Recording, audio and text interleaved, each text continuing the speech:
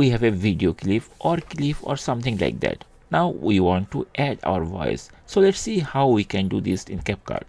Once we open our project in CapCut, we'll see a mic like icon is there. We just need to click here and then we can start recording our own voice. So I'm going to click here. Once I click here, then I see a new window is coming, very small. It is asking like CapCut app would like to access the microphone. Yes, we want to record this thing. So we have to press this allow button, and I'm going to press this allow button, and very shortly you will see this type of window is there, which is called Voiceover, and there is a red button and some other optional item is there like input device. If you have multiple input device, you will see a list of input devices, suppose built-in microphone, then some external microphone, and like that. So I have two external microphone, that's why it is showing the other two, and this is the built-in microphone. You just need to choose one of them which you want to record. I mean, by using the input device you want to record.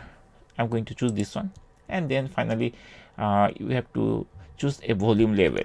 So here by default it is showing 100, and then there are some other things are there like echo reduction, mute project, enhance voices.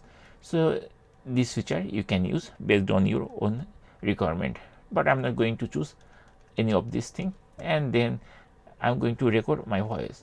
So to start recording, basically we need to click here, and here you will see a timer is there, and next to the timer it is written recording not started. That means it's not recording.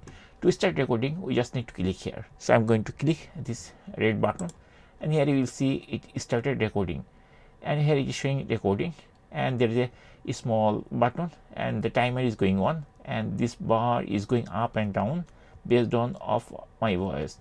To stop recording, we just need to click here and it will stop recording, and here we see like that this much voice it added. That means the portion of the video where I started talking till we finished talking, and we're using this thing. Once the recording is complete, we can close this thing, and here you will see your voiceover is there. Now this voiceover will be added on your video, and that's it. In this way we can easily record our own voice in CapCut.